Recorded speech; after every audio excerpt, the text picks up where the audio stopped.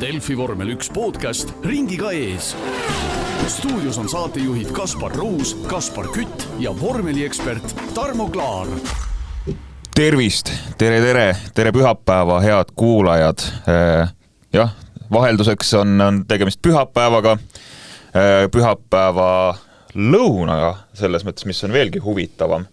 Et oleme just Las Vegase GP lõpetanud, loetud tunnid tagasi, oleme pingsalt internetis F5 nuppu vajutanud, oma brauseris refreshinud lõpmatult mis iganes uudiste portaale, kus me oma vormeli infot saame. Nimelt siis jah, Las Vegases juhtus päris põnevaid asju. Max Verstappen võitis, ütlen nii palju ära. Aga enne seda ma tutvustan, kellega me siin täna räägime ikkagist. Mina, saatejuht Kaspar Kütt jälle. Veel. No, kui ma ei läbi oma nii-öelda praktikat, kui härra Kaspar Ruus mu paremal käel ütleb, et ei ole piisavalt hea töö, siis on nii. Aga tere, Kaspar. No vaatame jah, aga jaa, tervitused ka minu poolt. Ja minu vastas istub vormeliekspert Tarmo Klaar, tere hommikust. No tere hommikust. Või keskpäeva. Õigemini juba lõuna, aga jah, ütleme siis nii palju ära, et Max Verstappen tõesti tegi üpris tugeva tulemuse ja tõi ennast tiitleitlusse tagasi. Nii-öelda finišilippu võttis teisena küll McLareni Lando Norris, George Russell 3, Piastri 4, Antonelli 5, aga McLareni poisid sattusid suurte hätta, sellepärast, et nende autoblank ei olnud piisavalt pakksõidu lõpuks. Ja sinna ka kaasnes disklahv, aga teate, kõike jõuame veel rääkida. Enne võtame siis tegelikult ka möödunud etapi ette, siis Brasiilia GP, kus väga palju siis diskussiooni tekitas Oscar Piastri nii-öelda möödasõidu katse Kimi Antonellist, kus siis Antonelli ei jätnud küll piisavalt ruumi, Piastri pidi pidurit plokki lükkama, et üldse kokkupõrget põhimõtteliselt vältida. Piastri sai 5-sekundilise karistuse. Meie siin saates ka ütlesime, et me ei ole päris nõus sellega. Paljud lugejad, kommentaatorid ka siis andsid oma sõna sekka ja lõpptulemus tegelikult on see, et see võetakse uuesti siis veel jutuks. Tarmo. Jah, et ma huvi pärast vaatasin pärast meie eelmise saate üles riputamist Delfi portaali neid kommentaatorit jutte, mida tegelikult poleks vaja teha üldse, sellepärast, et sa ei tea ju, mis inimesed seal üldse sõna võtavad, kas nad üldse on nagu teemaga kursis, kas nad vaadanudki midagi on. Ja seal süüdistas keegi mind, et põhimõtteliselt kodanik Klaar võiks olla objektiivne. Ja kui nüüd utreerida natukene, siis kogu vormel 1 pilootide, aktiivsete pilootide kogukond viskus ambrasuurile selleks, et mind kaitsta. Ja selle tõestuseks oli kõigepealt Charles Leclerc'i sõnavõtt kohe pärast etappi, et Piastri karistus oli alusetu, aga mis seal vahepeal kõik juhtunud on ja öeldud on, see võib-olla nii oluline ei olegi, aga oluline on see, et milleni siis jõuti. Tegelikult ka sõitjad on selle reeglite tõlgenduse pärast konkreetsel juhtumil tagajalgadel ja kokku on kutsutud eraldi koosolek järgmisel etapil. Siis nüüd juba selle nädala lõpus Kataris, ma saan aru, see peaks toimuma vist neljapäeval.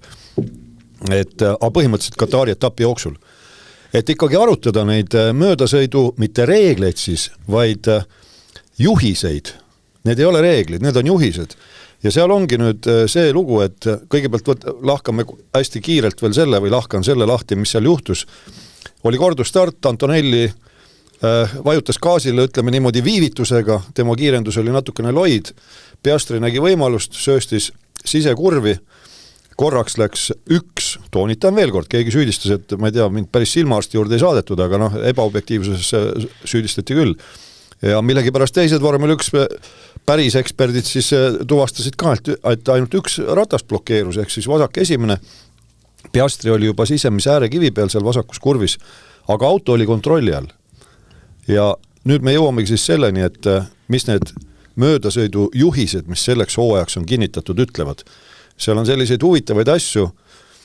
Esiteks, sõitja peab olema teise sõitjaga nii palju kõrvuti pidurduse alguses juba või kogu pidurdusmaa ja ka kurvi puutepunktis ehk apexis inglise keeles nii sel viisil, et tema esirattad on vähemalt kohakuti mööda sõidetava peeglitega. aga nüüd tuleme selleni, mida väga nagu ei arvestatud seal eelmisel etapil, et mööda sõidetav peab tagama, et ei toimu kokkupõrget. Nii, nüüd kui me siin juuksekarva lõhki ajame, nii nagu ajasid tegelikult need Exceli mehed eelmisel etapil, siis ega kui selline möödasõiduprotsess on, siis toimubki selline saagimine ju, ega nad siis, kuidas öelda, korraga ei vajuta ühte moodi seda pidurit ja et need autod siis liiguvadki sünkroonis niimoodi. Ei, vahepeal oli Piastri sutsukene ees, see, nii et isegi auto nina oli Antonelli auto ninast ees. Ja pärast, kui läheneti sinna kurvi puutepunktile, siis kas teadlikult või alateadlikult ilmselt Antonelli lihtsalt tõstis jala varem piduripedalit ja vupsaski sutsu ette. Niimoodi, et Piastri esitelg oli siis tagapool kui Antonelli autopeeglid. Ja sellest lähtuti. Puhtalt sellest lähtuti. Seda ei saanud kuidagi võtta aluseks, et auto oli kontrolli alt väljas, kuigi seda ka mainiti seal kohtuniku otsuses ära. Aga mis jäeti arvesse võtmata, et mööda sõidetav peab tagama, et kokkupõrget ei toimu, mis tegelikult lõppkokkuvõttes see reeglite sõnastus on üldse ajuvaba. On. Otse öeldes. No tegelikult on, jätab ju mööda sõidetav peab tagama, teistpidi see võtab ka põhimõtteliselt võimaluse ju kaitsta end mingit pidi. Just täpselt. Ja siin on ka see olukord, et sõitjad ka ei saa lõpuni välja aru selles mõttes. Nad ise nagu justkui nagu mõtlesid need enam-vähem nagu välja, et mingisuguse, ma ei tea, aususe printsiipi kooskõla, et kõlab õigesti, siis kohe, kui reaalsus hakkas rakenduma, siis olid kohe, et ma ei saa ikka aru sellest, mis toimub, et ise te mõtlesite välja need, nüüd nagu virisete, et kohtunikud on ranged teie vastu, kuigi täielikult, mitte küll ilmselt mitte 100% sõidjate enda tehtud, vaid siin on ilmselt mingid muud inimesed ka ikka, kes seda üle vaatasid ja olid okei, kui te tahate niimoodi sõita, siis palun väga. Aga see on huvitav jah, et kõik peale Antonelli, tegelikult isegi Antonelli pärast ütles, et pigem oli võistlusolukord, aga ülejäänud 19 sõitjad kõik olid tegelikult, või siis kui jätame Piastri enda välja, ülejäänud 18, ma saan aru, olid praktiliselt Piastri selja taga, et kuulge, laske meil ometigi võidu sõita, see oli puhas võistlusolukord. Nii et probleem on tõsine, koosolek on kokku kutsutud ja see nüüd siis selle nädala lõpus Kataris toimub. Uue nädala. Nüüd juba, tähendab... Tehniliselt. Tehniliselt. Ütleme nii, et vähem kui nädala pärast. Muidugi mul on praegu vana harjumus sees, tavaliselt me teeme esmaspäeva õhtul, nüüd on pühapäeva keskpäev. Et jah, nii et probleem oli tõsine ja see, et mina seal jaurama hakkasin või meie siin üldse käsitlesime seda teemat, viitab sellele, et me siin kolmekesi ikkagi midagi natukene jagame sellest vormel 1. Just kui nagu oleme teeninud palju õiguse sellist saadet teha, et midagi me tajume igal juhul. Olles viimase saate vahele jätnud, siis võtan hea meelega selle krediidi omaks praegu. Aga palun. Jah, aga nii palju siis Brasiilia tagajärgedest, aga läheme siis nüüd tõesti selle äsja lõppend Las Vegase GP juurde, et alustame siin ikkagist nädala alguses ehk siis reedeste vabatreeningutega, kus olgem ausad, liiga palju infot ka ei saanud koguda ei tiimid ega ka meie selle kohta, kes siin päriselt kõige kiirem on, sest et esimene vabatreening oli läks tavalist teed pidi, aga teises vana hea Las Vegase kanalisatsiooni luugid ründasid jälle mitu miljonit, miljard, võib-olla isegi miljardeid maksnud rada versus üks paarikümne eurone kanalisatsiooniluuk ja võitjaks jääb alati kanalisatsiooniluuk. Jääb küll ja see, mis sa ütlesid, et eriti palju infot ei saadud, siis minu meelest tiimipealikud lausa ise ütlesid, et nad ei saanud praktiliselt mingit infot, sest lõppkokkuvõttes summa summarum ka ma mõtlesin, et kui hakkame sellest kvalifikatsioonieelsest ajast rääkima, seal 3 vabatreeningut oli ju, aga minu teada seal on ikkagi see süsteem edasi, et kuna see võistlus on õhtul ja tegemist on veel kord Las Vegasega, seal on kõik mängurid koos, igasugused sõltlased ja nii edasi, rahvast on tohutult, siis see rada avatakse päeval liiklusele. Et see ei ole niimoodi, et ta on terve nädalavahetuse kinni. Ja seetõttu rajaolud muutuvad kogu aeg, aga nüüd tuli veel mängu see, et vihm hakkas sadama. Ja siis jällegi need on need siis see manhole, seda, ütleme niimoodi, et ta on mingisugune luuk seal, on ta siis mis iganes, on ta veekanalisatsioon või on ta mingi sidekanali luuk, aga igatahes need tahavad seal mitte lihtsalt, et see luuk oma pesast tuleb ära, aga ma saan aru, üle-eelmine aasta siis, kui Sainz oli see ohver, siis lausa kogu see kupatus koos korpusega hakkas maa seest välja tulema ja veel kord, et inimesed jällegi võib-olla ei saa aru, et mis mõttes, et kas siis rattaga sõidab üle ja niimoodi, ei ole, seal on tohutu hõrendus tekib ja rõhkude vahe, nii et see, kui see Malmist gaas, seal kanalisatsiooni gaas ei oleks kinni keevitatud ja kogu see korpus ei oleks korralikult maa küljest kinni seal betoneeritud, siis need asjad lendaksid nagu šampuse pudelikorgid, kui vormel 1 sealt üle sõidab. Lihtsalt nii suur hõrendus on peal ja alt tekib üle rõhk. Ja jällegi näide sellest, et esimesest aastast justkui oleks pidanud õppima, aga ei midagi. Ei ole vaja. Mis mulle meenub kohe selle Saintsi asjaga või hämmastas, siiamaani hämmastab Toto Wolfi reaktsioon toona.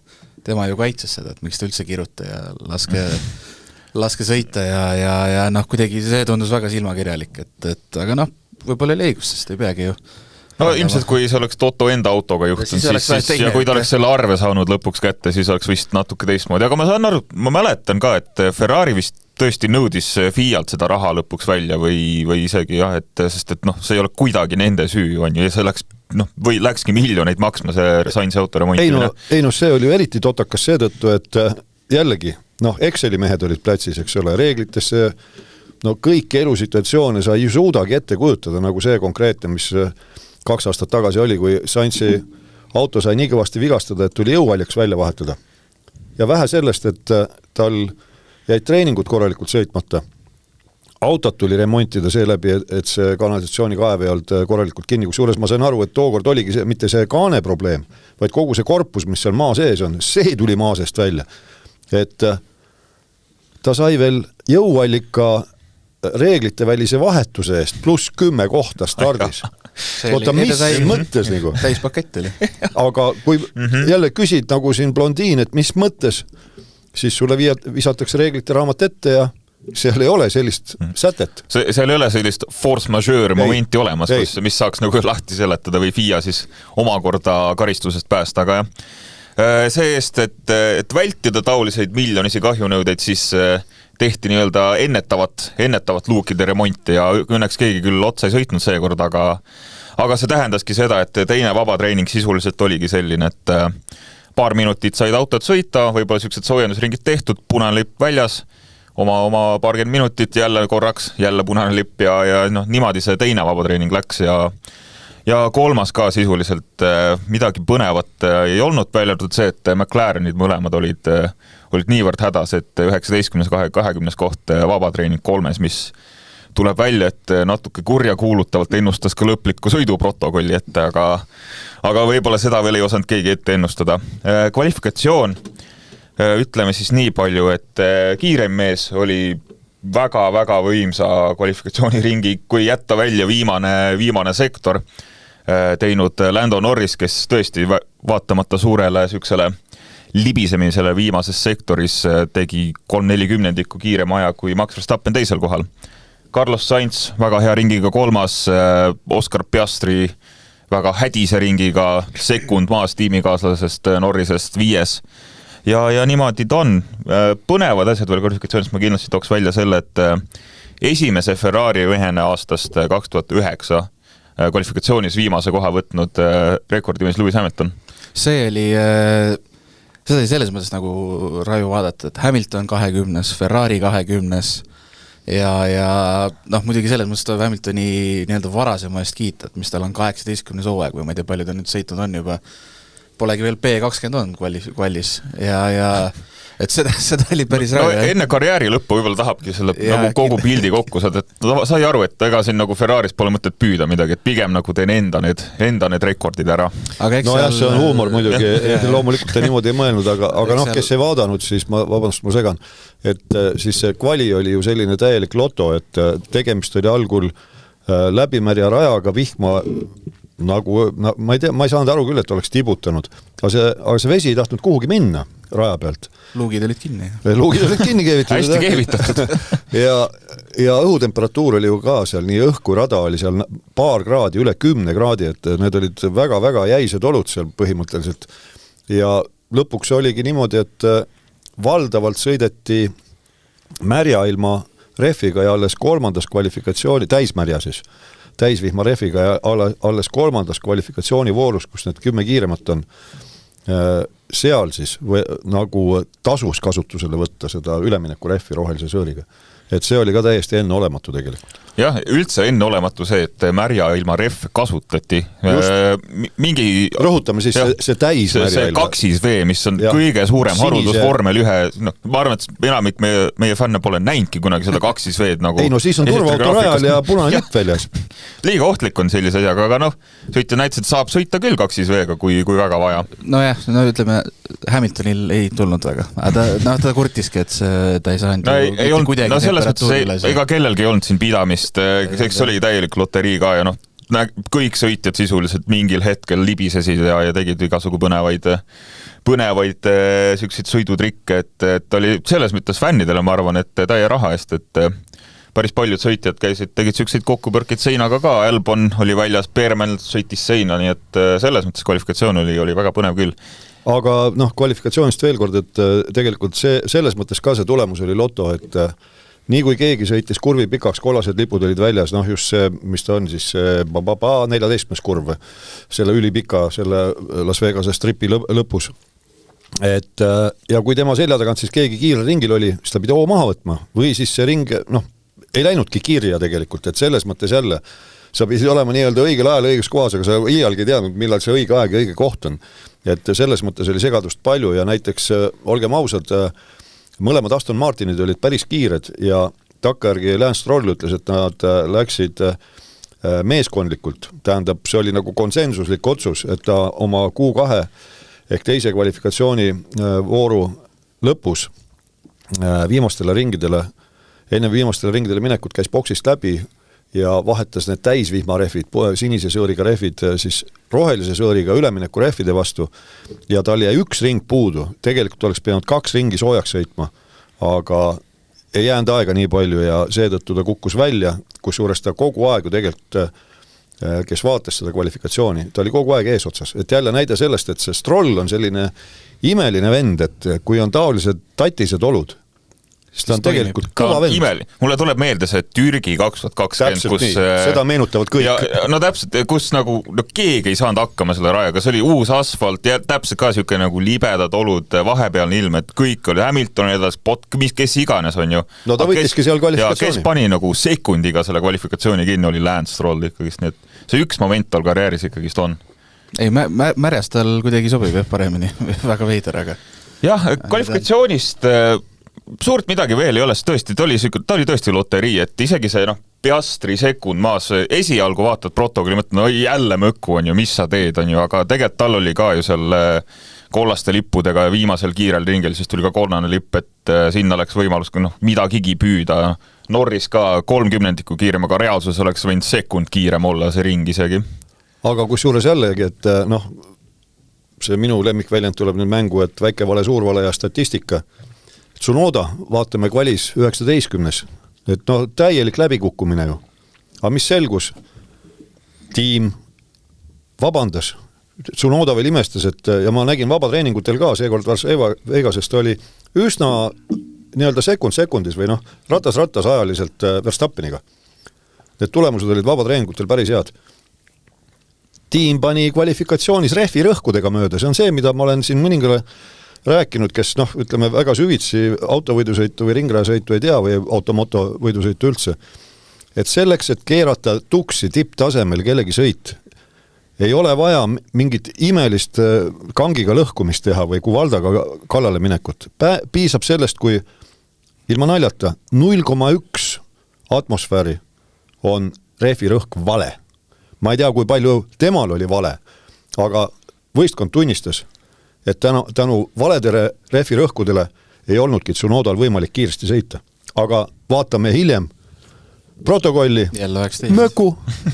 No eks me jõuame siin nende atmosfääride millimeetrite mõõtmiseni päris tõsiselt, aga jah, mis veel, Kimi Antonelli ka 17, aga jällegist ebaõnn, kollased lipud, märgrada, mis iganes, aga ma arvan, et nüüd ongi siis aeg minna selle põhielemendi juurde ja mis see tähendab seda, jätkuvalt ilma kõllita siiamaani, aga Tarmo Rehvi minutid algavad nüüd. Jah, ja see rehvi valik oli ikkagi võistkondadel täielik loto, sellepärast et kuni võistluspäevani, sõideti ju pärast päikseloojangut. Kõik vabatreeningud ja võistlusstart ka. Aga seni siis rada oli kas kuiv või märg või midagi sellist, aga õhutemperatuur ja rajatemperatuur oli kogu aeg kuskil +13, midagi sellist. Nüüd stardi hetkel rada +27, õhk +17, nädalavahetuse kõige soojem ilm igate kanti. Ja ole nüüd tark ja vali esiteks õiged rehvid, millega startida. Üldse see õige nii-öelda võistlusstrateegia taktika. Ja jällegi jõuame selleni, milline rehvi rõhk. Reeglite järgi Pirelli annab ette miinimumrõhu, millest allapoole ei tohi minna.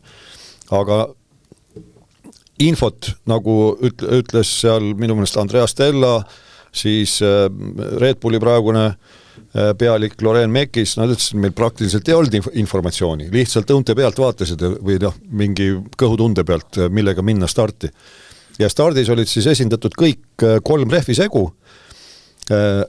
Kõige sobimatu rehviga, millest kogu aeg räägiti, et see pole üldse võidusõidu rehv siin võistlusnädalavahetusel, oli siis see kõige pehmem ehk Pirelli klassifikatsiooni järgi C5, nii et kasutusel olid siis C3, C4 ja C5 rehvid ja kuna hooaega läbivalt on siis need rehvid niimoodi seal Pirelli valikus, nad on põhimõtteliselt siis oma ehituselt ja kõvaduselt ühesugused, et see C3 kui ta kasutusel on, siis see on kogu aeg põhimõtteliselt ühesuguste näitajatega see rehv. Nii et põhimõtteliselt see C3 mõnel rajal võib olla see nõnda nimetatud keskmine kollase sõõriga rehv. Aga siin oli C3 valge. Kõige kõvem rehv. Nii et kõige kõvemaga startisid siis Hülkenberg 11. kohalt, Colapinto 15. Albon 16. Portoletto 18. Hamilton 19. kohalt. Ja kõik ülejäänud, kaasa arvatud siis Tsunoda, kes startis boksist, kellel vahetati jõuallikas tiimi poolt ära, nemad startisid siis selle keskmise kõvadusega rehviga. Ja Pirelli ennustus oli, et võistlus tuleb läbida vähemalt 2 boksi peatusega. Ja see absoluutselt ei osutunud tõeks. Ei osutunud, seda me nägime kõige paremini Antonelli pealt. Aga räägime stardist või? Räägime enne seda, siis mainin selle ka, et vahepeal oli see jutt ka, just selle rehvidega seoses, et äkki teeb Pirelli jälle selle kohustusliku boksi peatuse triki, et tuleb teha vähemalt 2 peatust ja et sõitjad tohivad maksimaalselt, mis siis on siis 20 ringi ühe rehvi komplektiga sõita, aga õnneks mingi hetk siis ikkagist otsustati parem otsus, et las sõitjad sõidavad ja katsetavad ise. Ma mäletan küll mingeid etappe, kus see nii-öelda kohustuslik boksipeatuste arv on olnud ja see on iga kord ikka selline läbikukkumine olnud. Monacos oli viimati see ei toiminud. Et jah, õnneks see mõte peatati enne, kui see reaalsuseks sai, aga tõesti, start siis Lando Norris esikohalt, Max Verstappen teiselt. Ma võtaks selle lihtsalt kokku, siis te saate täiendada. Norris tegi Norrist, klassikalise Norrise. Kusjuures ma pean ütlema, et ühtepidi tahaks öelda, et klassik Norrise nii-öelda pole position start, et siis Verstappen tegelikult läks päris agressiivselt kaitsma teda, aga siis läks esimene kurv laiaks ja langes 3. aga ma olin tegelikult teistpidi ka natuke üllatunud sellepärast, et ta see sügis on tal tegelikult väga stabiilne olnud, et ma ausalt öeldes ma ei oleks üldse imestanud, kui ta oleks esimese koha ära hoidnud ja siis vaikselt hakanud ära veerema. No tegelikult ta hoidis selles mõttes, et ta kattis Verstappeni väga ilusasti ära. Rohkem kui ühe kurvi. Jah, aga see lihtsalt magas selle õige pidurdamiskoha maha, sõitis siis esimese kurvi laiaks ja mitte ainult siis Verstappeni saanud mööda, vaid ka George Russell tegi siis väljaspoolt väga ilusa möödasõidu. Ja ilmselt seal oligi see teema, et kogemus puudus, kõigil puudus kogemus. Ja kõhu tunde pealt seal mindi pidurdama. Aga kes oli stardis, ma julgeks öelda, päris huvitav etteaste tegi, oli Portoletto. Absoluutselt. See oli ilmselgelt ta magas selle pidurdamiskoha maha, mis ta pani Strollile sisse ja sealt omakorda sai veel kes liiga pihta, eks. Ja et just siin jõudsime enne just seda sama argumenti, et Stroll on ju mõku, et kogu aeg viimane mis iganes, aga seekord oli täielik ohver lihtsalt Portoletto. no sisuliselt ei kusagilt pani külje pealt, siis tegi torpeedot, jah. See oli täielik torpeedo, et kui seal näidati korduses ka Portoleto autost, siis jäigi selline mulje, et ta oli piduri täiesti ära unustanud, et tuli meelde see ütlus, mida ikka noortel sõitjatele naljaviluks öeldakse, et pidur on kiiruse surm. Või siis mõtleski, et kasutab Strolli autot nii-öelda pidurina, et selles mõttes see tundus päriselt nagu rünnak, et Portoleto teeb tagasi Strollile, mis iganes, aga see tundus täpselt see, et nüüd temal sellel hetkel korraks mõte läks rändama. Vaatas ette juba ja vaatas, mis seal eespool toimub, näe, Norris sõitis laiaks ja siis ise sõitsin laiaks. Tema ja Stroll siis katkestasid, kes Lee sai jätkata ja kui me eksi, siis Portoleto sai ka vist 5 kohta need Kataris. Nüüd hiljuti on tulnud see info ka, jah. Jah, kuna ta katkestas, muidu ta oleks saanud pluss 10 sekundit, aga kuna ta sõitu ei lõpetanud, siis anti tal 5 kohta järgmisel võistlusel stardirivis. Aga jah, Stroll, meie põhimõkku tegelikult oli väga tublisti see hooaeg iga sõidu lõpetanud siiamaani sel hooajal ja nüüd siis läks see hea statistika ka üldse mitte tema süüdõttu, aga stardis juhtus veel päris põnevat. Alustame millisekundid enne starti, kui Kimi Antonelli siis ütleme nii, et tegi Piastrit siis Aserbaidžaani GP stiilis, et lihtsalt startis natukene millisekundit liiga vara enne, kui need 5 punast siis olid päriselt ära kustunud ja siis talle anti ka 5 sekundit karistust, aga siis Antonelli karistus lisati lihtsalt siis lõpuprotokolli aega. Jah, sellepärast, et kui see otsus tuli, siis ta oli juba boksis käinud ja rohkem boksipeatus ei olnud, aga see oli nüüd selline juhtum minu meelest, kui ma õigesti mäletan, et tal auto ei nõksatanud ega midagi, vaid seal vormel 1 mõõdetaksegi seda reaktsiooni aega, millal sa liikveli lähed. Et tegelikult on niimoodi, et kui sa ikkagi arvad ja piltlikult öeldes või praktikas ka stardid murdosa sekundi pealt samal ajal, kui punased tuled kõik kustuvad, siis pole võimalik, et inimene niimoodi reageerib. Ja ma ei mäleta, kui palju see ette antud reaktsiooni aeg seal on, et mingi ajapiir seal on, millest allapoole loetakse kõik vale stardiks. Tavaliselt kui näidatakse neid reaktsioone, see on kusagil 0,2, midagi sellist on nagu parim stardiaeg alati olnud, nii et... ma toon ikka seda näidet, osadel juba kõrvad jooksevad kindlasti virtsa vett, et ma olen proovinud käsistopperit kinni panna, maksimaalselt kiiresti, hoiad ükskõik paremas-vasakus käes pöidlega vajutad, siis minu rekord on 0,12 sekundit. Paned ta käima ja kinni kohe, kiirelt. Võib-olla ma olen üliaeglane, ma ei tea. Ma ei oska öelda, kas see on kiire või aeglane, aga kõlab igal juhul kiiresti, et võite ka kodus katsetada, mis teie stopperi aeg on, siis vaadata, kas te olete klaarist paremad või mitte. No mitte üksi see, aga siis te saate ka aimu, ütleme, neist ajalistest vahedest, et mida see endast kujutab, kui te vaatate kuskil protokollis ringiaegade vahesid. Nagu mina ütlen, see on see tšik-tšik, kõik paned tšik-tšik, ja ongi möku. Aga miks ta on 15 alles? Tegelikult oli vahe mingi 0,6 on ju. Stardis oli veel põnevus selles mõttes, et Liam Lawson siis pani ka põhimõtteliselt sõitis ka laiaks ja sõitis Piastrile otsa, et selles mõttes, et vedas, et see ainult ratta vastu kokkupõrga oli, et... No tegelikult mitte üksi see, et ratas, et ma saan aru, need ametliku televisiooni, kas seal Coulthard vist ütles ka, et vedas, et rattaga, ma ütleks pigem seda, et üks asi rattaga, aga et need rattad läksid lapiti niimoodi kokku, mitte nurga all. Ja seda küll, kuigi Piastril kokkuvõttes polnud vahet. Ei, loomulikult tema kukkus 2 kohta, aga ütleme, Lawson sai oma karistuse, et tal ju esitiip sai ka viga. Jaa, esitiip sai viga ja siis vist ringi sai sõita ja siis toodi ka boksi tagasi. Ehk siis esimese ringiga meil oli 3 katkestajat põhimõtteliselt, Stroll, Portoleto ja Lawson ja tulid ka kollased lipud esialgu. Sõitis ikka nii-öelda lõpuni, aga... Jah, sõitis, aga sükse vähendatud võimsusega. Aga jah, tulid kollased lipud esialgu ja siis tulid, ütleme nii, et väga hirmuäratavad kaadrid ka siis, kus rajatöötajad olid niimoodi, nad ei olnud küll raja peal, aga raja kõrval, ütleme, toimetamas ja siis selle peale otsustati, et toome selle virtuaalse turvaauto välja. See on, mind hämmastab jätkuvalt, et me räägime absoluutsest maailma kõige tipu autospordist ja kõik peaksid ju ja ikka tuleb siukseid vigu. Oleks seal läinud, kes seal oli, ütleme esimesena Verstappenil, pidurid blokki, mis iganes, kohe ongi tuksis kõik. Vaata, siin ma sekkun, et ühest küljest muidugi, et kõrvalt vaadates võis tunduda, et õudne, seal terve brigaad jooks, mingi 5 rajakorraldajat vist oli seal korraga kaadris, aga nad olid kõik turvaalal ja kaugel. Ja, mis oluline, lehvitati topelt kollaseid lippe. Põrgu päralt, kui sa oled ringrajasõitja, ükskõik kas kaherattalisel, neljarattalisel, siis topelt kollased lipud, kui neid veel lehvitatakse ka, liikuvad topeltlipud, tähendab eriti suurt ohtu. Ja kui sa oled siis selline lammas, et sa sõidad rajalt välja, siis sul tuleb litsents ära võtta, ütlen mina. Tegelikult ka. Seda küll. Ja vähe sellest, et seal topelt kollaseid lehvitati seal esimeses kurvis, seal lehvitati ka libeda rajalippu. Liberada ei tähenda tingimata mingisuguseid vedelikke rajal. See, kui on ka autotükid, siis lehvitatakse ka seda triibulist. Nii et selles mõttes see lugu ei olnud üldse hull. Mina ütleks, et tüüpiline, mõningas mõttes tüüpiline Ameerika.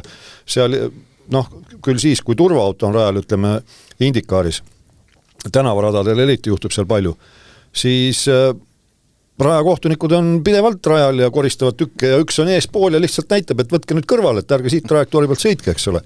Et see ei olnud sugugi nii hull. See, mis Mehhikos toimus, oli hoopis teisest puust. See oli katastroof. Sellele jäid alla, jah. Sellega pole see üldse võrreldav. Aga üldjoontes ma olen suga nõus, et võistluste juhil on ju ometigi see pilt ees, kui kaugel nüüd see võistlejate rong siis on. Et õigel ajal anda infot, et nii kui ütleme viimane auto läheb selle, tegemist oli ju teise ringiga tegelikult, et 3. ringi alguses see virtuaalne turvaauto välja tuli. Et nad on ju üsna koos see punt, et sa näed, millal see viimane auto läheb ja siis annad korralduse, nii nüüd, rada puhtaks ja ütleme, kui jõutakse viimasele kolmandikule, siis annad korralduse, et kasige minema sealt. Ükskõik, kui palju need tükke rajale läheb, tee olgu läinud sealt. Et selles mõttes muidugi see töökorraldus või sünkroniseeritud liikumine on seal täiesti paigast ära, sellega ma olen nõus. Ja selle virtuaalse turvaauto momendi siis kasutasid mõned üksikud sõitjad ära ka, et boksis ka ja eelkõige siis Kimi Antonelli, kellele krutiti siis kõva rehvisegu alla ja ütleme nii, et natuke etteruttavalt pani lõpuni välja selle sama segu, sisuliselt tegi siis terve etapi ühe rehvi komplektiga ja mis siis Pirelli enne rääkis, et me ei tea, kas vastu peavad, ütleme nii, et kõik sõitjad tõestasid, et saab väga hästi hakkama küll. Aga mis siis peale turvaautot, virtuaalset turvaautot juhtus? Verstappen, Russell suht korralikult ikka sõdisid oma vahel, et see Russell oli kogu aeg siin TRS-i ulatuses, mõnikord jõudis päris lähedale ka, aga päris möödasõidu võimalust ikkagist ei tekkinud, et natuke ei puudu, aga põnev lahing igal juhul esimeste boksipeatusteni. Ei, põnev oli välgida ja teistpidi kvalifikatsioonis Norrisel oli natuke õnne ka, aga kasutas need keerulised olud ära. Aga jah, ma arvasin, et võib-olla tema jõuab ka kiiremini Russellist mööda, kui ta lõpuks jõudis, mis oli vist 34. ringi. Ja see juhtus juba siis peale ainsat boksipeatuste ringi, kui ja ma arvan, et nüüd on aeg siis McLarenite teema ka ette, muidu me oleme siin kuulajaid niimoodi siin pingel hoidnud, aga põhimõtteliselt olukord selline, et Norris lõpetas teisena, Piastri 4. ja Norrisel oli süke huvitav etapp, et kui ta Russellist siis mööda sai peal kusagil 34. ringil, siis tuli raadioside ka, et lähme nüüd püüame Verstappeni, teeme selle asja ära ja selle asemel, et siis vahe väheneks, siis juba hakkas Verstappeni kiiremaid ringe ise pommitama ja siis esialgu tundus küll, et Verstappen lihtsalt sai signaali, et sõidan ise kiiremini, aga siis viimastel ringidel läks eriti kriitiliseks Norrisel, et see vahe, et see vahe mis oli võib-olla keskmiselt 3-4 sekundit, siis esimesel korral ole Verstappeniga hakkas vähenema ikka nii, et mitu sekundit ringi kohta, nii et lõpuprotokollis oli siis Norrise või Verstappeni edu Norrise ees 20 sekundit. Aga ühte asja tahtsin vahele öelda, et see oli mõlengas mõttes selline, ma ei tea, halenaljakas on võib-olla liialdusega, aga Norris ju küsis tiimi käest, et kui ta seal oli vabas vees, et esiteks ütles, et vabas vees on väga hea sõit, hoopis teine jutt, aga et andke nõu, mis ma tegema peaksin. Ja siis tuli väga huvitav korraldus, tee kõike rohkem. Do everything more. Ja võib-olla siis tegi kõike rohkem ka, äkki see oligi see, mis ta pidi rohkem tegema, ehk siis tee rohkem, aga tegelikult ülipalju vähem. Jah, esialgu kahtlustati, et siin oli midagi kütuse säästmisega, et kas siis McLarenid olid natuke vähem kütust pand, kui võib-olla oleks esialgu tahtnud, mingi valearvestus, mis iganes, aga siis ütleme jah, et nii, et tunnike pärast sõitu hakkas siin vaikselt infot lekkima, et tegelikult on McLarenid natuke pahuksi siis läinud oma auto all oleva planguga, mis siis põhjaplaadiga, mis siis ütleme nii, et peab olema vähemalt 9 millimeetri paksune ja siis hakkas see info lekkima, et väidetavalt on McLareni poiste autod siis natuke alla selle lubatud põhjaplaadi paksuse, et lõppu läks siis siuke number nagu 8.93 millimeetrit ehk siis ja 8,8. Ehk siis ütleme nii, et 0,1 millimeetrit alla lubatud paksuse. Reeglid on reeglid, mõlemad McLareni poisid said disklahvi. Ütleme, et kui see FIA teade tuli, et nad kutsutakse sinna vaibale, no siis oli tegelikult oli põhimõtteliselt kõigil selge, et tuleb disklahv, see lihtsalt juba varasema praktika ja reeglite pealt, aga seda otsust ikkagi andis oodata veel mingi 1,5–2 tundi. No ütleme nagu enda olukorra ära umbes 5 minutit enne seda, kui me vajutasime siin record nuppu, et oma podcasti salvestada, siis vist lekkis või tuli see ametlik dokument välja. Ütleme 10 minti.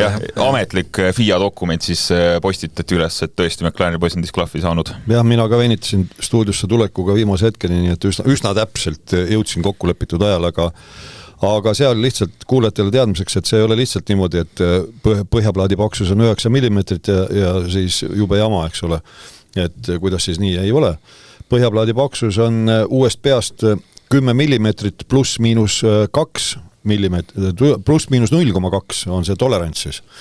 Nii et ta võib olla sul uuest peast 9,8 või 10,2 millimeetrit, et selline summa summarum 0,4 millimeetri sisse peab see mahtuma ja jämedalt öeldes siis millimeetri jagu võib ta kuluda ja seal on sellised, põhjaplaadil on sellised puuritud augud, kes on näinud, kui uut asfalti pannakse kuhugi teele, siis pärast tehakse neid proovi puurimisi, et ära mõõta, kui paks siis see asfalt on, kas ta normidele vastab või mitte. Et samasugune teema on siis seal vormel 1 ja nende aukude servadest siis mõõdetakse seda kulumist muu hulgas. Ja tõesti, 9 millimeetrit on see lubatud kulumisaste, alla selle olla ei tohi ja vahet ei ole, on ta 0,01 millimeetrit alla või on ta 0,1, kõik mis õhem on, see karistuse alla läheb ja kui keegi ütleb, et mida te nüüd siis juuksekarva lõhke ajate, aga ei aeta ju. On ju lubatud, millimeeter on lubatud kulumismaad ja tehnilised tingimused ongi tehnilised tingimused, see on mõõdetavad suurused on seal. Ja kuskil see piir, kui on tõmmatud, siis sellest peab kinni pidama, nii lihtne see ongi. Ja mis mulle meeldib ongi see, et ka sellest karistamisest peetakse kinni. Et siin ei tehta väga erandid, et force majeure, las ta olla. Et see ei ole siuke sihilik McLareni poiste kottimine, et siin on ennegi nagu teistel tiimidel on täpselt sama olukord olnud. No meenutame hooaja alguses Hamiltonil, kui õigesti mäletan. Mõlemad Ferrari Leclerc'il oli seal alakaal ja Gaslyl ka. See oli üks etapp, 3 disklahvi. Aga kas see tähendab siis seda, et peale igat sõitu kontrollitakse iga auto nii-öelda põhjaplaadi paksust üle, või see on siuke asi, et tehakse justkui nagu juhuslik valik autodest? Minu teada nad ikkagi mõõdavad kõik üle. See tähendab punkti kohale tulijad kohe kindlasti. Aga võib-olla siis seal, siin ma nüüd vastuse võlgu, punkti kohal oli, et minu teada mõõdetakse kindlasti üle, aga võib-olla seal tagapool on siis mingisugune pisteline kontroll, nii et põhimõtteliselt ikkagi see tehniline kontroll on pidev. Ja seal minna nii-öelda riski peale, et äkki läheb läbi, see ei tasu ära. Aga kuuled kindlasti nagu huvitab neid, et kuidas üldse saab nagu juhtuda, et see põhjaplaat nüüd ongi õhukesem, kui siis nagu lubatud on, et kuidas siis mõnel on, aga teistel ei ole? No aga see ongi see teema nüüd, et mindi nii-öelda riski peale välja, kuna infot oli vähe, kuidas auto käitub seal kuivades oludes sõitmisega, erinevate rehvidega, erinevate kaaludega, seal peaaegu kõik ütlesid, et neil raske autoga pikkade otste tegemine jäi praktiliselt ära vabatreeningul. Et tavaliselt on just see ajaliselt, ma olen seda korduvalt rääkinud, teine vabatreening, kui on selline klassikaline vormel 1 nädalavahetus, kus on 3 vabatreeningut, siis see teine vabatreening langeb reeglina ajaliselt kokku kas 100% kvalifikatsiooni ajaga päevasel ajal, millal ta siis toimub, eks ole, või osaga võistlussõidust, kas siis võistlussõidu algusega või võistlussõidu lõpuga ja seetõttu just seal teisel vabatreeningul püütakse pilt ette saada, et millised need õiged rehvid on ja millised need auto õiged kõrgused on ja seal ongi see teema nüüd, et tänapäeval, kui on kasutusel need nõnda nimetatud tiibautod ehk pinnaefektiga autod, siis, või antitiibautod, kuidas soovite, see põhi töötab nagu antitiib, tekitab õrenduse ja mida kiiremini sõidab, seda rohkem surub autot vastu maad. Siis ongi see, et mida madalamal see auto on, seda parem. Aga nüüd balansseeritaksegi piiri peal, et kui sa ta ikkagi reguleerid liiga madalaks, sul võib küll väga hea survejõud olla, aga on ka väga hea põhja kulumine ja oledki hädas omadega. Ja see ongi disklav. Jah, või siis jällegi võib ka see olla, kui haugatakse hirmsasti kuskil rajal, kus on võimalik üle äärekivi niimoodi, et see äärekivi jääb sinna auto kõhu alla täpselt ja see äärekivi on nagu raspel, nagu hästi jäme viil ja nagu seekord sõideti, eks ole, 50 ringi Las Vegases ja selle 50 ringi jooksul, kui on mitu kurvi, kust üle sõidetakse niimoodi räigelt, siis see võib ka kulutada. Jällegi sellega peab arvestama.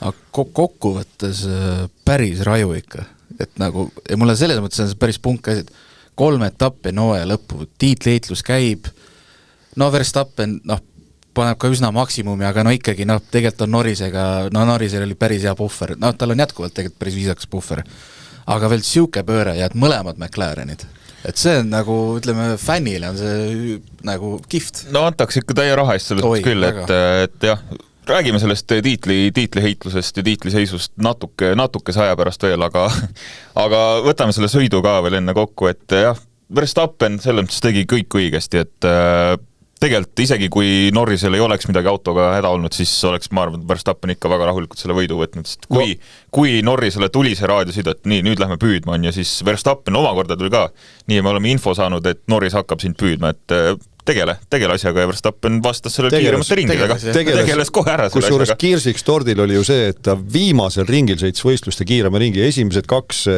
sektorit olid lillad. See värvus siis ajavõtutabelis, mis läheb lillaks, see näitab, et on kõige kiirem siis kas sektor või ring. Ja sõitiski võistluste kiirema ringi viimasel ringil. Tal ei olnud mitte mingit vajadust, tal oli 20 sekundiline edu. Ja see on Verstappen. See on Verstappen. Ja kus juures pärast ütles, et muidugi, et viimane ring oli väga nauditav. Tal hakkas igav lihtsalt, mõtlesin, et ma pean midagi ikka see lõppu tegema. Siin ma olen sinuga nõus, ilmselt oli täpselt see talle. Ja nad ju, ma ei saanudki lõpuni aru, sest kogu see McLaren draama tuli peale, aga nad ju kuulsa GP-ga, ehk siis Lambiase, tema võistlusinsenerid, viskasid ka seal nalja ju kohe ju vahetult finišäril. Ma ei saanudki lõpuni aru, kas see selle viimase kiirema ringi kohta või mis nad seal rääksid, aga tema oli nii-öelda relaxed, võit ja Las Vegas ja pulli saab. Absoluutselt. Nende 2 mehe selja taga siis George Russell tegelikult oli ka täitsa tublit tööd tegemas siin võidu heitlusi mingil ajal, aga temal oli samuti autoga probleem, et mina saan aru, et auto juhtimisseadmega midagi oli. Tal oli seal, mina saan aru, et oli 2 probleemi. Sõidu alguses ta kurtis selle üle, et rooli võimendus ei tööta korralikult. Ehk siis rool on natukene raske, aga ausalt öelda mina pikisilmi ootasin seda, et kas tuleb nüüd mingi otsus või mitte, sellepärast viimastel ringidel ta oli sekundeid aeglasem kui kõik teised ja neil oli kütuse kalkulatsiooni probleem, tal oli liiga vähe kütust tangitud selleks, et sõita korralikus võistlustempos lõpuni ja mina jäin nüüd seda ootama, et kas tal nüüd on nii palju kütust, et anda ka see kütuse proov, kui ma õigesti mäletan, see on 1 liiter peab sul jääma paaki ja ei ole niimoodi, et selline tunne on pärast, ütleme, et võistluse lõpus, et vähe võitu on seda, et nii kui finišilip langen, nii kohe pargin kuhugi esimesse kohta. See ei päde. Sa pead tulema selle autoga boksi. Ja ei ole niimoodi, et nii-öelda petad ära, et 2 meetrit pärast finišijoont parkisid auto ära seina äärde ja siis on liiter sees ja kõik hästi. Ei ole. Nii et selles suhtes mina ootasin just seda, et võib-olla Russelliga on mingisugune probleem, aga mitte, et ma oleks tahtnud seda, aga pigem siis ootasin seda, et kas on või ei ole kohtunike mõõtmiste järgi, aga tuli hoopis pauk kuskilt mujalt, seda ma ei oodanud. No, ütleme nii, et Ferrari meestele tuttav termin LICO ehk siis lift and coast ilmselt toimis ka Russellil igati pidi siin viimastel ringidel, et tuli ära ikkagist siis lõpp-protokollist teine koht, et Russelli see meem, et does nothing podium jätkuvalt kehtib, kuigi täna oli ta tegelikult täitsa pildis küll. Ei, ta on stabiilne on küll, tegelikult on päris stabiilselt sõidab. Ja nende selja taga siis minu jaoks võib-olla siuke sõidu kõige põnevam kolmik, ehk siis Antonelli, Piastri ja Leclerc, kes siin ikkagi ütleme üle poole sõidu siin lihtsalt omavahel vahetasid kohti ja olid kogu aeg siukse tugeva DRS-i läheduse sees, et Piastrist me oleme juba selles mõttes rääkinud, et iseenesest tema poolt ka pigem siuke anonüümne sõit, et stardis küll kukkus 7. läbi häda sai siin Hadjarist mööda, aga muidu siuke, et ei läinud vist väga riski peale, aga et pigem nagu tema tollase mõtlemisviisi järgi, et toob punktid koju, midagigi. Paistis jah, kusjuures minu märkmetes, ütleme sõidu sees olevad märkmed sõideti veel kord 50 ringi. Märkmed lõppevad ära 34. ringil, kui Piastri sai Russellist mööda. Kõik. Norris. Ma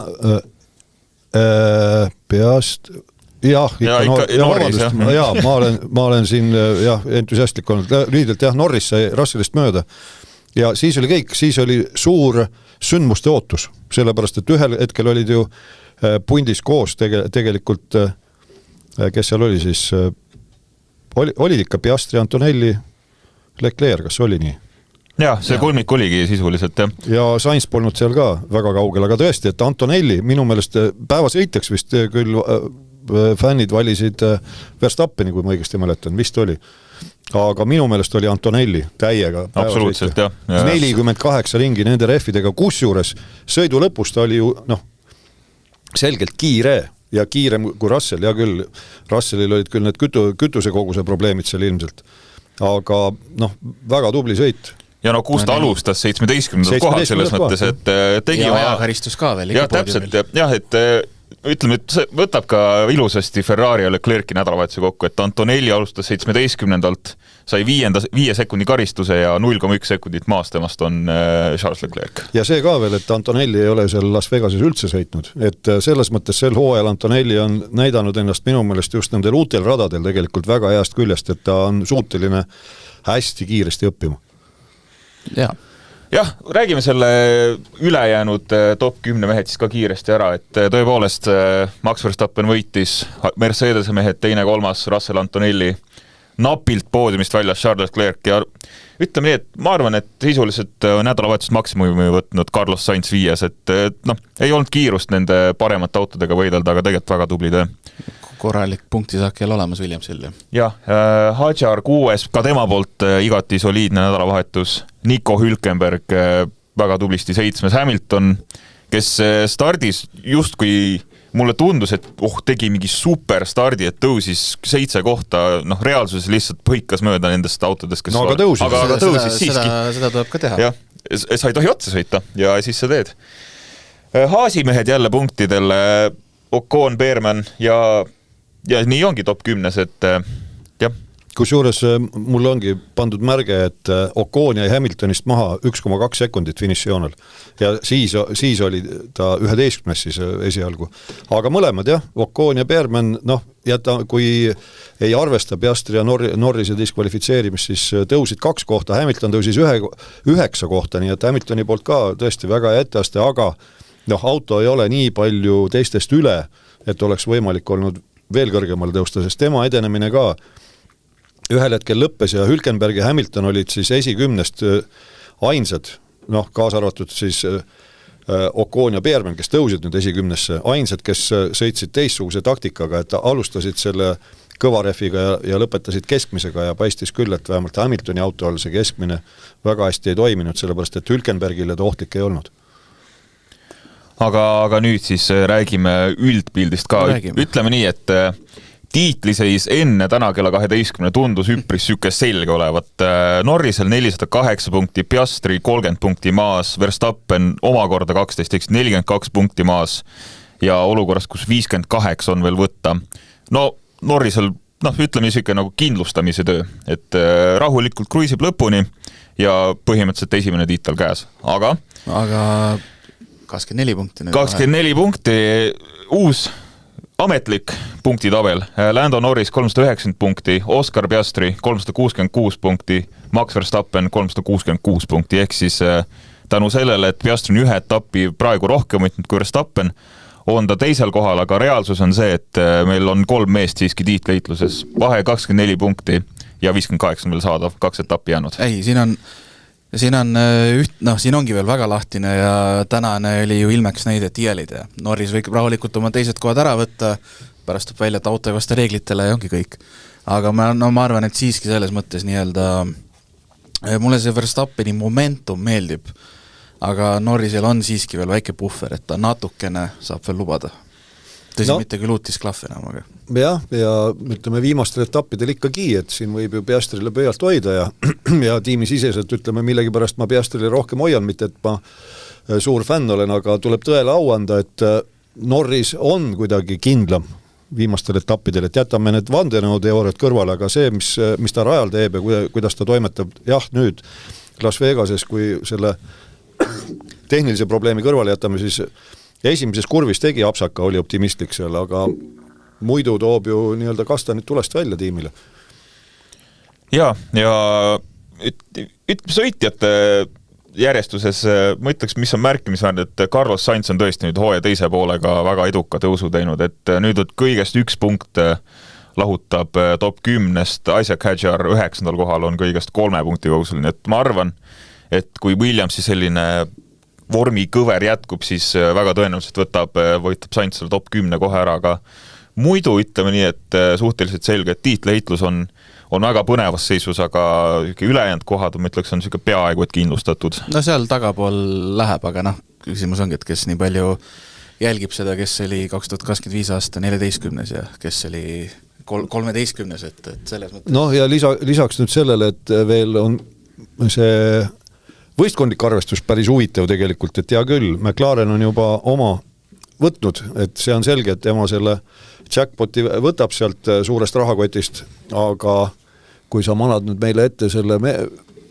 konstruktorite karikaarvestuse, siis siin ütleme tagapool, vaatame näiteks 7. on Haas 73 punktiga, 8. on Aston Martin 72-ga, Kick Sauber on 68 peal, et need kolm on seal, samas on Racing Bulls 90 peal ees, aga jällegi võistluselt võistlusele täpselt üks tehniline mingisugune apsakas, disklahv, saavad 2 sõpra, ütleme jutumärkides 2 sõpra rajal kokku, jäävad rajapervele, jälle 0. Portoleto ja Stroll näiteks. No näiteks. Seda poleks ju küll oodanud, et selles mõttes jällegi see raha jagamise poole pealt on otsad jälle väga lahti ja selle koha pealt võistkondadel seal õlpu ei ole. Nii et nende 10 miljonite eest seal viimasel 2 etapil madinaks läheb ja nädala pärast siis, pühapäeval me siin veel kord oleme, et nädala pärast on pilt selgem, aga järgmisel nädalavahetusel on ju sprindi nädalavahetus. Jagatakse võidu eest 33 punkti kokku. Ja konstruktorites, ütleme, et teisel kohal olev Mercedes on niisuguse väikse puhvri nüüd juba tekitanud, et 40 punkti vahet siis Red Bulliga, aga see 3. koha heitlus Red Bulli ja Ferrari, ütleme, et Verstappen Racing ja Ferrari, et siin veel on midagi tõesti, aga muidu ka niisugune kindlasti tasub seda 6.–9. kohani heitlust jälgida, et siin väga põnevaid asju toimusel. Tegelikult on tore näha Williamsit, ütleme, üsna kindlalt 5, aga et nad üldse ongi niimoodi, ütleme, midfieldi üks parimaid praegu. Seda on tore näha üle pika. Ja eelmisel hooajal nad olid ju lootusetult lõpus. Ja, et see on olnud niisugune protsess on tõesti siin 2-3 hooaega käinud, et see James Vowlesi juhtimine tundub ikka, et väga hästi sobivad ja head sõitjad on ju, ütleme nii, et ilmselt ongi keskvälja parimad ja kogenumad sõitjad ühed. Jah, Williams, mõtleme, et väga heas seisus praegu ja loodame, et jätkub. No ja kui me vaatame seda punktitabeli lõppu seal, et 9. kohal Kick Sauber järgmise aasta Audi, siis on 68 punkti peal 2 etappi ennem lõppu ja Alpine viimane 10. 22 punkti, siis see peaks ka üheselt nagu andma pildi ette, et miks valiti veel kord Colapinto meie Paul Aronen asemel järgmiseks aastaks põhisõitjaks. Nii ta on. Näen muiet. Kerge irooniline. Eelmises saates ma ju tegin selle kokkuvõtte, et seal on ju 10 miljoneid on vahe järgnevate kohtadega, et kõik nad võitlevad selle raha eest, et autot järgmine aasta ka saaks arendada. ja selle võrra rohkem peab siis turundusosakond või marketingi osakond tööd tegema, et see raha kokku ajada, nii et selles suhtes see konstruktorite karikaarvestuses koht on ääretult tähtis võistkondadele. Jah, ma arvan, et me oleme sõidu siin ilusasti kokku võtnud, et varajane äratus sai üle elatud, meie ajargis küll 6 hommikul oli see sõit, sai Internet Exploreris, kes enam Explorerit kasutab, aga sai oma brauseris refreshi vajutatud küll. Aga siis vaatame korraga, mis siin Kataris veel juhtuma hakkab, et 2000, nii Tarmo, midagi veel soovib öelda? Jaa, see Kataris nüüd ongi, ma kuulasin tükk aega sul seda refi kulumise juttu, aga see on nüüd küll vastu võetud otsus, et Kataris tuleb 2 boksipeatust kindlasti, sellepärast et Pirelli eelmise aasta kogemuse põhjal, ja ma ei tea, miks nad siis ei õppinud, leiab, et mitte ükski refi komplekt, ükski erineva kõvadusega komplekt ei pea rohkem vastu kui 25 ringi, nii et ei lubata sõita ühegi komplektiga rohkem kui 25 ringi. Aga mis see tähendab? See tähendab seda, et võistluse sees ju tihti peale pärast boksipeatust, kui nad rajale lähevad, siis olenevalt sellest, millist ajavõttu keegi vaatab, seal on ka ära toodud, et kas ta on uue refiga või vana refiga rajale läinud. Nii et kui sul on kasutusel näiteks 3 ringi seal kuskil vabatreeningul või ka kvalifikatsioonis alla olnud ref, siis see tähendab seda, et võistluse sees sa ei saa 25 ringi sellega sõita, sa saad 22 sõita ja võistlusdistants on üle 50 ringi seal, nii et seda saab vaadata, palju ta on, et seal lihtsalt puht füüsiliselt on vaja 2 korda boksis käia, nii et see on jälle selline huvitav asi, et kuidas siis refi tootja nagu ei suuda kohaneda sellega, et Kataris on abrasiivsem see rada. Siin jah, et tihti peale, kui sellised kohustuslikud boksipeatused on olnud, siis on sõit siukseks üsna igavaks läinud ja teistpidi on ka see, et sõitjad on väga, väga lõpuni välja pingutanud, et end siis, nii 57 ringi on vastus.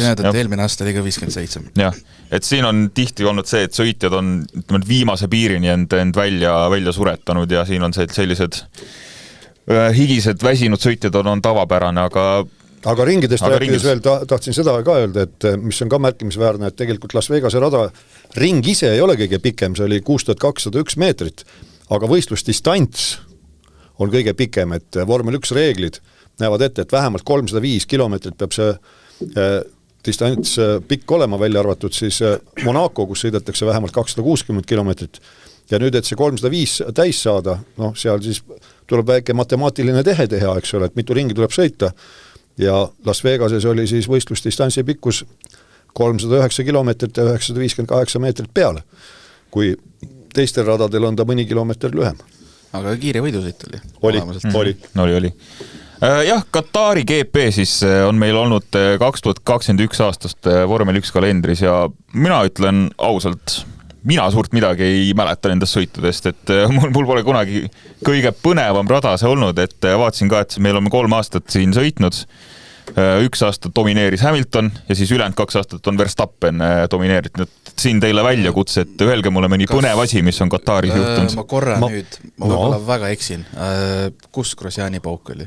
Ei, Grosjean Bahreinis, see oli Bahreinis, aga minul tuleb küll meelde, mis seal põnevat on olnud. Michael Masi ajal oli kurvide kaupa paika pandud, kus tohtis rajapiire ületada ja kus ei tohtinud. Vot see oli väga selline tõesti, et vaatame, ma ei tea, silmade värvi järgi, et sul on pruunid, sina võid seal ületada. Hea küll utreerin. Aga see oli tõesti ajuvaba, mis tolle ajal toimus, jumal tänatud, nüüd on enam-vähem asi kontrolli all. Masi on oma jälge jätnud veelgi F1 ajalukku. Ma mõtlesin ka jällegi suht sarnaselt sinuga, et mis on siis Kataris? Kas see oli see, kus Verstappen sõitis kvalis? Ei, see oli Jeddah. Kas see oli see, kus Verstappen Hamilton kokku pärast? Ei, see oli Jeddah. Et Katar siiamaani on selline üpris igavaid sõite pakkunud, aga kes see teab? Nüüd on üle pika aja seal tiitleid. Nüüd on põhjus, miks heidelda ka ja eks me elame-näeme, mis siin põhimõtteliselt täna võib öelda vist, et rohkem kui nädala pärast, kui me tagasi tuleme siia ja palju vaatajasõbralikumal ajal. Tõsi ta on, jah. See tähendab seda, et meie aja järgi toimub see kell 6 pühapäeva õhtul, klassika, saab magada. Kui kõik läheb hästi, siis ma umbes täpselt kell 6 maandun Tallinnas. Nii et, saad airplane mode'i välja võtta telefonis ja starti vaatama hakata. Jah, nii ta on, ma arvan, et sai küll Las Vegasest räägitud, sai F5 vajutatud, sai kõike põnevat tehtud, nii et siinkohal lasemegi siin, ma arvan, et meil endal ka veel pühapäeva nautida vahelduseks ja kõik ilusat. Jaa, ilusat, mis meil on, novembrikuu jätku, jah. Ja koguge siis jõudu, et järgnevad 2 nädalat vastu pidada. Kõik ilusat. Delfi vormel 1 podcast ringiga ees.